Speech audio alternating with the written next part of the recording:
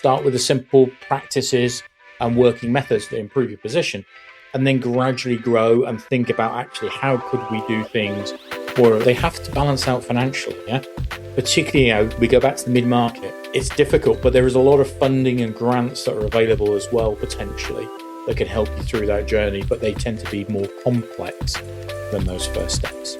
Welcome to the Trend Detection Podcast, powered by Siemens. And now your host, Niall Sullivan. Hello, and welcome to the latest episode of the Trend Detection Podcast. I'm really pleased to be joined by one of our regulars, Nick Leeder. Welcome back, Nick. Good to see you again. And good to get some time with you and everybody on the podcast. Fantastic. And we were just talking before the call. So we were actually both at Hannover Messe last week. Big event in Germany, of course. But we somehow didn't manage to meet up or bump into each other, and which was a shame. It's like you were trying to avoid me to get away from that free cup of coffee you promised me at some point in the future. Well, it must be those missed calls that I was getting that I was ignoring in my pocket. No. I think the honest truth is, we've got so many halls and so many places to cover. It's very difficult to meet at a central point, but I think we could maybe cover that in a later episode, what we took away, because I know we both explored lots of halls and lots of different vendors. So cover that in the future. But today, we're actually talking about one of those really important topics like sustainability, which we have covered. I don't think we've covered in recent times, but today with Nick, we're going to cover what sustainability means for mid-size manufacturers. And again, like we always do with you, Nick, it's always about practical things to take away, right? We're not just talking about the high-level, fluffy sustainability and lovely stuff we can do. No greenwashing here, then. No greenwashing, exactly. No, we want to give real practical advice, of course.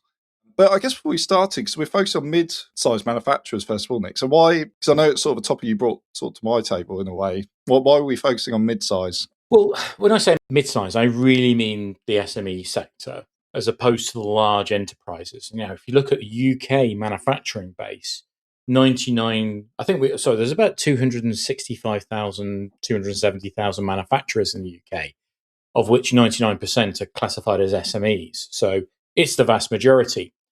But when you get into these topics, quite often, you're always talking about the big players, the guys that have the millions of pounds of budget, that have the marketing plans that go behind sustainability. And we kind of forget about the mid-market and how important this is, because if it's 99% of the manufacturers, all taking a small impact there will actually exceed what the large players can actually achieve as an outcome. No, exactly. And like you said, it's very important. I think it's probably less reported as well. So I think it's really, really cool that we're sort of honing in on it today. But, let's kick things off really. So we know sustainability is a very important topic and a serious topic as well. But what does sort of serious mean to a mid-sized manufacturer in particular? Yeah. Well, I tell you what, let's start with what it doesn't mean. It doesn't mean another strategy document that gets presented, everybody nods, and then it goes on the shelf again, and nobody ever looks at it. So what do I mean by getting serious is 2 or 3 really fundamental measurable things that you can actually report on and show progress against. Applying a really simple honesty test. Does the sustainability plan have a budget line? Does it have a named owner? And does it have a regular board updates every month? There's we've got this program, these are the targets, this is where we're going to. Because if it hasn't, it's just a slogan.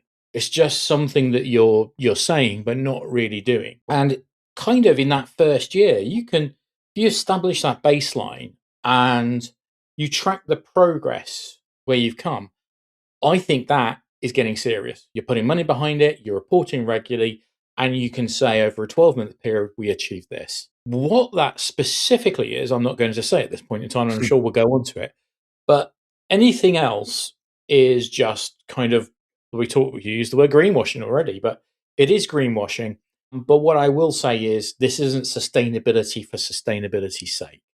This is, you can do amazing and important things in your business that have a profound impact in the efficiency and profitability, but driven by a sustainability goal. And I guess from your experience, Nick, speaking to all sorts of different manufacturers as well, how many, what sort of the balance between, like you said, just writing down sustainability goals as a thing and then sort of reading it out or sending it to everyone and then forgetting about it, versus people are actually going, no, this is a core part of our strategy and it feeds into everything we do. Right. Well, I think obviously the primary motivation has to be, well, I guess this actually, let's take a step back. There's, I would say, outside in push. There's regulatory requirements that you need to report on, depending on your size, what industries and what you're producing. Those regulations may actually force you to do some of those things. But actually, a lot of suppliers of your customers, if you're in the mid market, let's be honest, are demanding now that you provide that information, because if you've probably heard words like scope 1, scope 2 and scope 3. Your scope 1 and scope 2 are actually elements of scope 3 for your suppliers. So they need that information for themselves to support their reporting requirements. And actually, if you can make that a painless journey and straightforward and be part of their tender process so it takes those barriers away, actually means they have a much easier time in doing business with you. So it improves your competitiveness around that. And then I guess once you go from those outside in, then we look at the inside your business. And for me, sustainability when it meets profitability is a really, really important moment, because you're saying, actually, we can do things that makes us more profitable. So one side, you're more competitive, and then the other side, you're more profitable. And if I do these things, I actually improve my sustainability credentials at the same time. So actually, I'm improving my scope 1 and 2, depending on what you're doing there.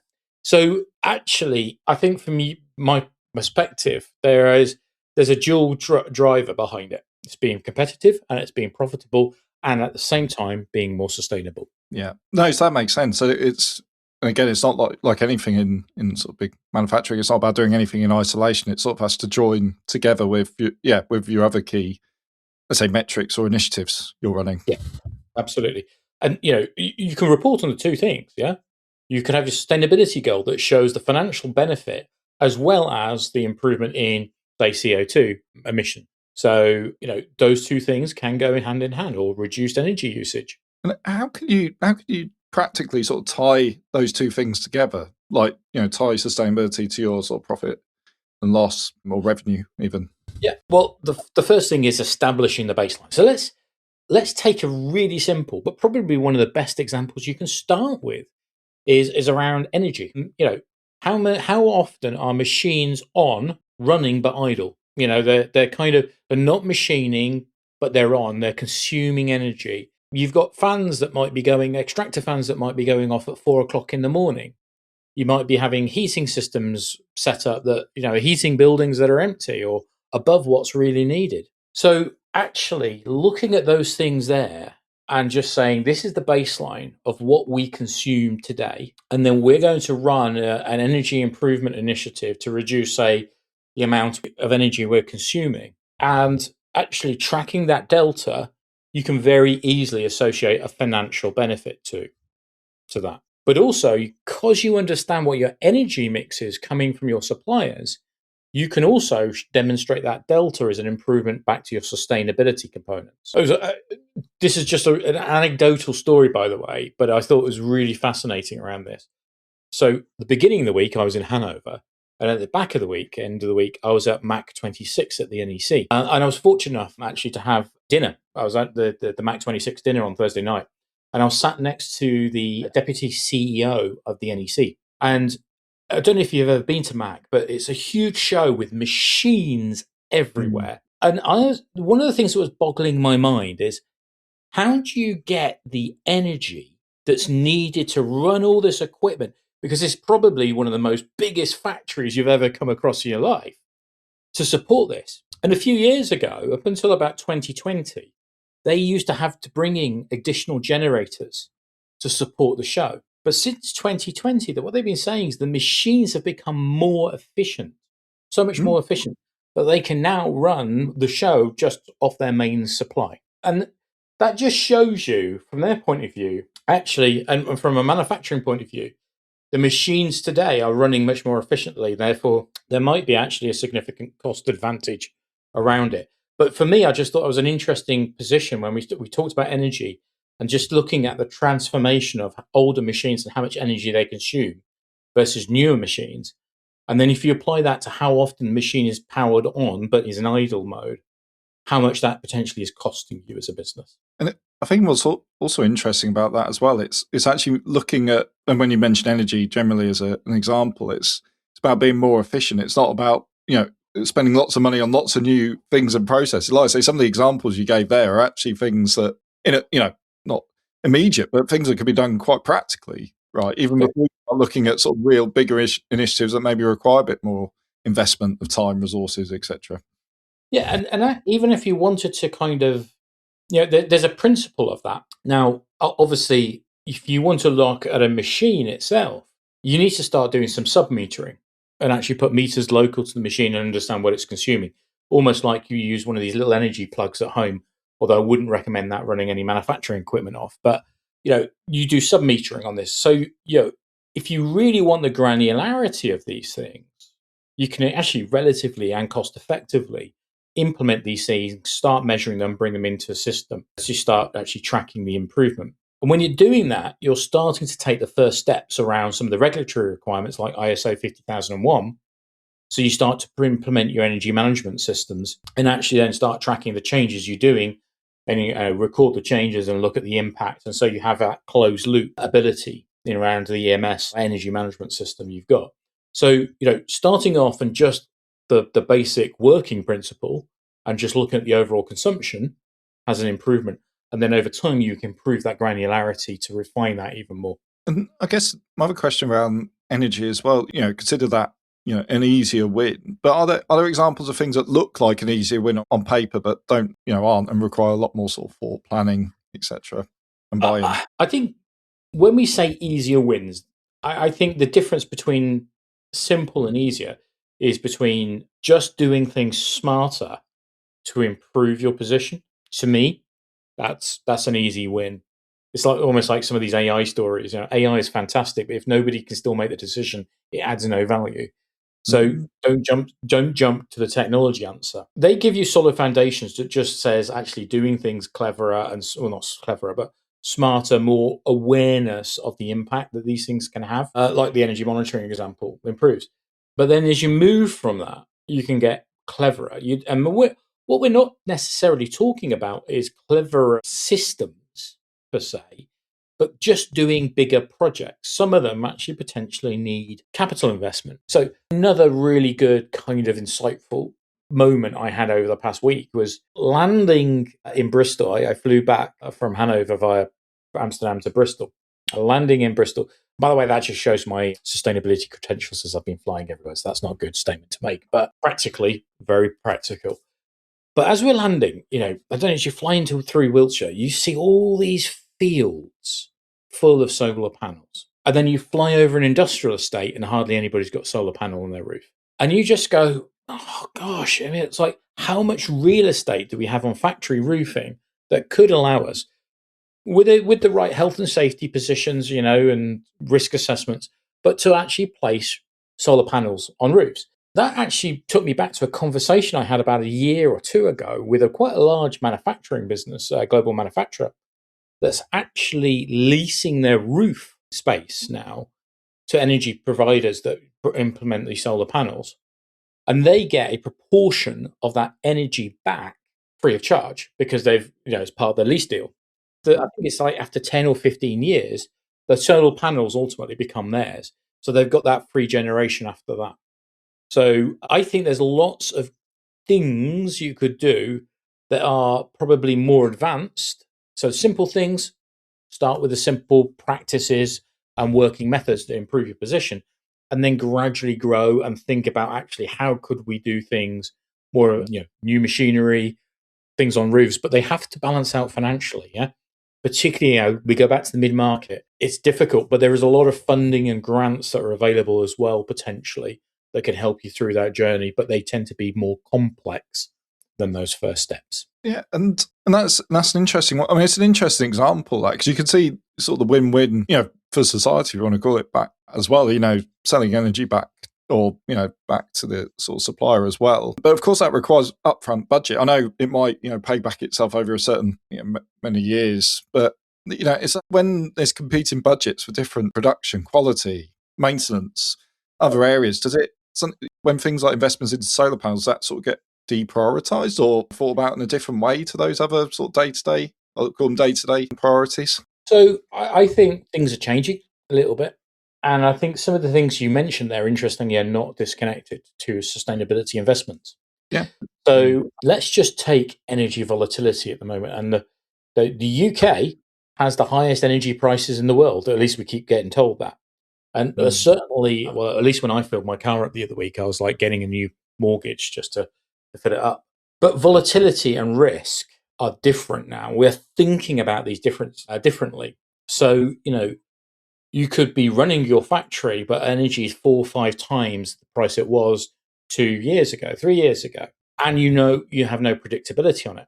Now, when you look at these investments, and you have to look at them from a financial lens, but when combined with the risks, the optics change a lot. The thinking changes a lot within the business. So I think that's important. Any piece of capital kit, you need to demonstrate the payback period and cost avoidances you have with it. So all of those things still stack up, and they have to stack up, because if they don't, the investment does not make sense, exactly as you said. But then when you think about this, if you look at a well-maintained piece of equipment from a maintenance perspective, generally, you're actually extending the life of your assets through that, which means actually you're able to that has a capital avoidance component to it. But that increase in maintenance actually means machines probably run more efficiently. There's less scrap because of machines going wrong mid-process or going off the center lines. So all these things connect together, and you can use those as part of the case. So I would not say that maintenance is disconnected from your sustainability investment. Improving the maintenance actually means you potentially are using less energy. You would need to baseline and track that and prove it from a CFO point of view. Or flip it. Actually, this machine's 40 years old. It's consuming 3 times the energy that a modern machine would do. And a modern machine is much more sustainable in the long run for us. The maintenance costs are increasing every year. All these things are starting to stack up to the financial case. And I guess one thing, because if we bring back to the maintenance example as well, and completely, we've been talking for a number of years about, but again, not, if we talk about predictive maintenance, we're not saying it's a sustainability tool. Let's be quite clear, it's not, but some of the, if it's deployed correctly and successfully, then it can contribute to that. But of course, to do that in that particular use case, maybe others as well, is data as well. We know how difficult it is to get good data, enough data. For maybe mid-sized manufacturers as well, is there sort of a minimum viable amount of data required to sort of get started with this, and have a foundation layer, if you want to call it that? Well, the minimum is the invoicing. How much are you spending today? Start with your utility bills or waste disposal invoices or fuel receipts. Start with those sort of things. You don't have to think about connected machines. And if they're audible, they create a credible baseline. And you need to do that without actually needing any platform. So there is actually a lot of data point. And let's take an energy utility bill for electricity. You will also be able to understand the energy mix and the generation, how much of that is produced through solar, wind versus other mechanisms, nuclear, or I don't think we have any coal-fired plant, but maybe gas-fired power stations in the UK. So you can look at your energy mix as well, just from your utility bill. But if you're going to focus on things, let's pick 5 to 8 things you really want to measure. So maybe that is your energy per unit produced per SKU. What's your energy? That's your energy intensity index. How much waste goes to landfill? What's your water intensity? Scope 1, Scope 2 emissions. These are all solid starting measurements that you can use. But again, use information from your suppliers, because your suppliers also have to produce that and supply you with it anyway. I think the fun on the data point, let's be pragmatic. Yeah. Start your first year as a directional set of data. It's not going to be perfect by any means. And the goal is to see a trend line change, not a full sustainability report. So you can use that, you can start that directional data, but you can see you're moving in the right direction. And then, based on that, you can then move towards things like your science-based targets you want to have, around those things. But don't jump there from day one. Just say, what data do I have? How can I interpret it? What data can I get? Very simply. And use that as a directional movement to say, today I'm using this, tomorrow I'm going to use these things. I think to link some of, think about technology too much, because of course people will think sustainability, think I need to pay for all these different tools, to do all this, right? So I guess where would some digital tools be helpful versus others where, and you mentioned, like, say you've got invoicing software, right? You could use that out of the bat, but maybe there's other areas where you could invest a little bit. Yeah, just sort of playing the two off, where digital tools might help in the early stages, where maybe not, for other examples. Yeah, I think the starting point is, number one is your level of commitment to it, and number two is the granularity of the data you want to gather. But let's face it, there is a plethora of solutions out there, not to name any, because I'm going to get into trouble. But maybe the other way of looking at it is, what information do I actually need to supply to my customers to be more competitive? There's another thought process here. And to do that, do I then need other additional data points and additional tools then to capture that? I wouldn't say jump in and do a full energy management system or sustainability reporting tools. But a lot of companies I know use probably one of the most powerful tools out there called Microsoft Excel. And it's enough if the data is auditable. Yeah. Gives you that data set. But if your demand is growing, if your customer requirements are growing, then, that's kind of, you've got to trade off the manual effort versus automated tools around this. So it's kind of, at some point, it tips. And as a manufacturer, a mid-market manufacturer, the demands will always continue to grow, by the way. So, but that tipping point may happen earlier. But where you are in year one and starting off in your journey, it's unlikely you're going to need to invest in all these smart tools, in my honest opinion. And I guess, with all these different tools or not to use tools, and where to start first, which use case, there needs to be someone. I'm presuming in a mid-sized manufacturer, someone needs to own this, and really it probably shouldn't be just another job on the list to do, or should someone be more dedicated to that in that size of manufacturer? It depends on headcount. Yeah, where I see things fail, let's just call out what doesn't work to start with. The models where you're doing the right thing, you're appointing the sustainability manager, but they have no budget. So what you ultimately have is good intentions and no leverage. And also, very quickly, you'll see a rotation of sustainability managers. So actually, I think you need to make this part of people's day-to-day responsibilities, yeah? There's nothing different to making sure the machine doesn't run idle to some of the 5S philosophies that you've learned on lean and TPM. So, why not just make that like part of people's responsibility, but have the ability to bring that as part of the accountability within the operational leaders as well. So make it individuals, but make it part of the accountability of the operational leaders. And also with that accountability, give them some of the ability to raise funding and get the budget authorities around that. So it's measured and not treated as a side project. Then set up some sort of basic governance that is, like I said at the beginning, is integrated into, say, your monthly board reports, that you get a bit of a steering committee together with, say, the COO or the MD. Maybe that meets once a quarter, looks at the real numbers and actually then, see if anything's drifting, but also then supports and kind of looks at what investments are needed and helps prioritize those investments that need any further or higher authority for approval. And that's some basic governance, making it part of the operational leader's responsibilities, but making it accountability and making it part of everybody's daily routine changes that quite significantly. And I guess your response there, Nick, sort of leads into the final question as well about where sort of these initiatives can stall early on. In a way, you've sort of answered the question in terms of getting executive buy-in and maybe and obviously budget and things like that as well. But is there anything else that and first of all, what can stall progress? What can leaders do within organizations to sort of circumnavigate that? I typically see three kind of gotchas in this world, and they tend to kind of stall after the early enthusiasms, basically, of we're going to do something. And the first one is those metrics I talked about, and I keep repeating, they have to appear as part of the daily or regular business rhythms, yeah? If they're not part of your monthly op review, they're not part of the boards, they'll drift. And if they're mentioned in a quarterly newsletter but not operationally connected, they're not, that you're back into the vanity world of sustainability, as opposed to connecting sustainability to profitability, as I said at the top of the call. The other thing you get, and we see this a lot, and it's not a unique sustainability thing, is initiative fatigue. Yeah, too many things. You're trying to do too many things.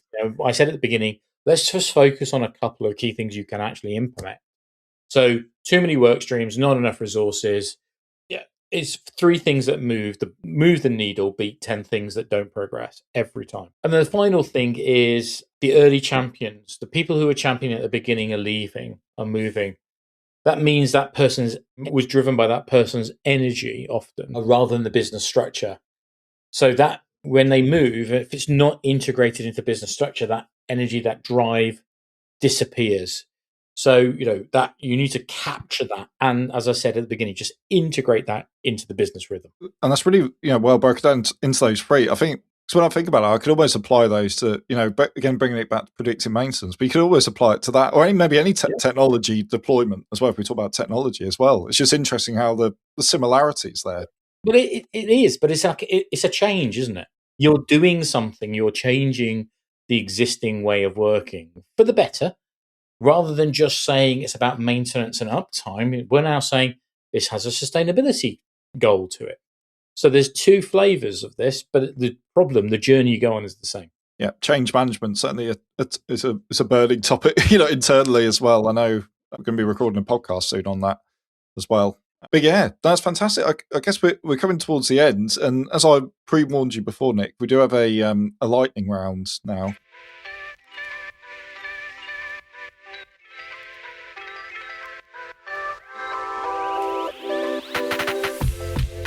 With very quick fire questions, just one word answer. First thing that comes to mind when I'm asking you it. Should be as simple as that. But let's see how we go. So, in terms of a year one outcome for someone to focus on, what would that be? Energy. Fantastic. And in terms of getting started, what's the best lever to get started to pull within an organisation? Clear goals. Fantastic. And lastly, what's the biggest blocker to getting started? The day job. Fantastic. I'm having to hold myself back from asking why for some of those, but we'll stick to the format. It's one word answer. That's exactly what we're looking for. So that's fantastic, and a real good way to end as well. So I don't know if you have any sort of final thoughts and takeaways for the audience, Nick. I think we've covered quite a lot of ground here in terms of where to get started and everything. But is there any final thoughts you wanted to share? If I just summarise kind of some of the arc we went through, yeah. Sustainability, when it doesn't meet competitiveness or profitability, is not going to move the needle for any business. So those are the things there. Start off with a few simple things like energy, that you can directly link to financial KPIs and the impact, as well as connecting those to sustainability credentials. And the third point is this is going to continue to grow. There is going to be more regulatory requirement. If you're in there now, things like CBAMs kicking in. So these are real problems, energy volatility. These mean that the need to invest and the actual business case to invest is improving all the time. So just keep an eye out on it. I just think if you can connect that then back to improve profitability and competitiveness, you're on a path to success. Fantastic. Great way to end and some real actionable takeaways, as we promised at the very start. So yes, I'd like to thank you first of all, Nick, for participating, and I'm sure you'll be on again soon with us. So thank you. Thank you. Thanks for the opportunity to catch up again. And I'd like to thank everyone out there, wherever you are, for listening. And we'll see you on the next episode. Thank you very much. Please like and subscribe on all major podcast channels And find out more about Senseye Predictive Maintenance at Siemens.com.